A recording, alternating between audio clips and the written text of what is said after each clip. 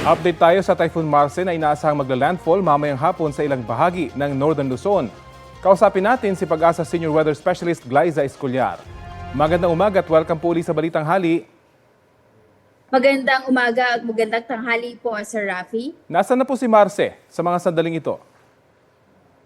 Sa ngayon po huling namataan ng bagyong Marce po at 115 km east ng Apari, Cagayan. Taglay po nito ang lakas na hangin na 175 km per hour malapit sa gitna at bugsong aabot naman hanggang 215 km per hour. Mabagal pa rin po itong kumikilos pa west-northwestward sa bilis lamang na 10 km per hour.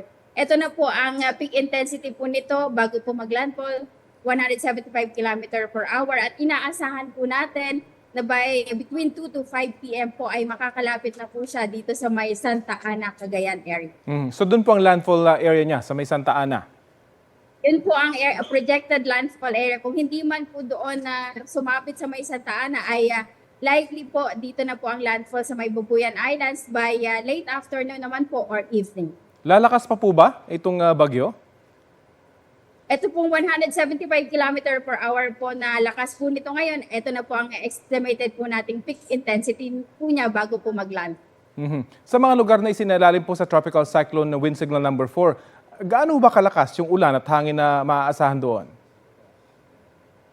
Yung dito po sa wind signal number 4, inaasahan po natin na aabot ng 118 to 184 km per hour po ang matatanggap na ulan po ng northern portion ng Cagayan, maging dito po sa Babuyan Islands, northern portion ng Apayao at dito po sa northern portion po ng Ilocos Norte. Samantala, ang ulan naman po ay abot po ng intense to torrential, medyo may kalakasan po yan. Kaya naman po, abiso po natin sa ating mga kababayan doon kung hindi po sila nakalikas, ay pumunta na po sila sa kapitbahay na medyo may kataasan po ang palapag po ng bahay. Nabanggit niyo po mabagal yung kanyang pagtakbo. Hanggang kailan po maaasahan yung masungit na panahon sa norte dahil sa bagyong Marce? Inaasahan po natin na in general po sa Northern Luzon ay hanggang Biyernes po ng umaga ay meron pa rin pong epekto ang bagyong Marce. Okay, maraming salamat po sa oras na ibinahagi niyo sa Balitang Hali. Pag-asa Senior Weather Specialist Glyza Escollar.